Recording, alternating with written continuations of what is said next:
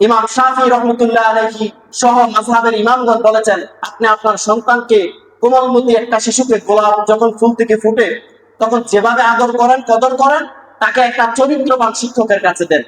যদি চরিত্রবান শিক্ষকের কাছে দেন, অবশ্যই সে, যদিও মেধা কম, আস্তে ধীরে অবশ্যই সে হক্কানি রাব্বানি আলেম হইয়া বাইর হবে। আর যদি সন্তান দেন একটা বলৎকারীর কাছে, কি বলেন, লাওয়াতা, জেনা, বলৎকার, যেখানের মধ্যে বেশি বেশি করে হচ্ছে বর্তমান সময়ের মধ্যে দেখা যাচ্ছে, আপনারা জানেন না? Communication, mass communication, Facebook, Instagram, YouTube, যারা যারা আপনারা দেখেন, তো আপনি সন্তান যদি একজন ক্যারেক্টারলেস পার্সনের কাছে দেন, তাহলে মাযহাবের ইমামদের কথা কি আপনি শুনছেন? আমার নবীজি বলছে, তোমাদের জন্য আমি জান্নাতের জিম্মাদার হব যদি তোমরা তোমাদের চরিত্রের জিম্মাদার হও।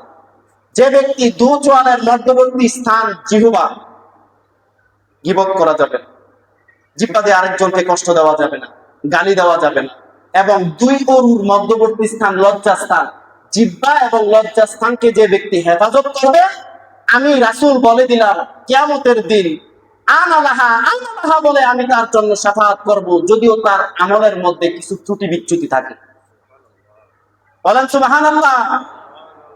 তাহলে মাযহাবের ইমামগণ বলে, আপনারা আপনাদের সন্তান সন্ততিদেরকে দিবেন কার কাছে? একজন চরিত্রবান আলেমের কাছে। যখন চরিত্রবান আলেমের কাছে দিবেন, তখন একদিন সে আমার নবীজির লাকাদ কানা লাকুম ফি রাসূলিল্লাহি উসওয়াতুন হাসানাহ, আমার নবীজির মতো উত্তম চরিত্রান্বিত হবে, ঠিক কিনা? গুণে গুণান্বিত হবে। তুখাল্লিকু বিআখলাকিল্লাহ, আল্লাহর গুণে গুণান্বিত হবে, আমার নবীজির গুণে গুণান্বিত হবে। আর যখন সন্তান দিবেন একজন ক্যারেক্টারলেস, বলৎকারী, বদমাইশের কাছে, তখন মাযহাবের ইমামদের দৃষ্টিতে আপনার সন্তান যতই পড়াশোনা করুক না কেন, সে হয় মানি ইজ লস, যখন আপনার টাকা হারাবে, নাথিং ইজ লস, কিছুই হারায় না। হেলথ ইজ লস, যখন স্বাস্থ্য হারাবে, সামথিং ইজ লস, মনে করবে কিছু হারাইছে। বা ক্যারেক্টার ইজ লস, যখন আপনার চরিত্রটাই হারাবে, এভরিথিং ইজ লস, মনে রাখতে হবে যে সকল কিছু হারিয়ে গেছে। তাহলে আমাদের সন্তান সন্ততিদেরকে কি চরিত্রবান করব, নাকি বেতন কম আছে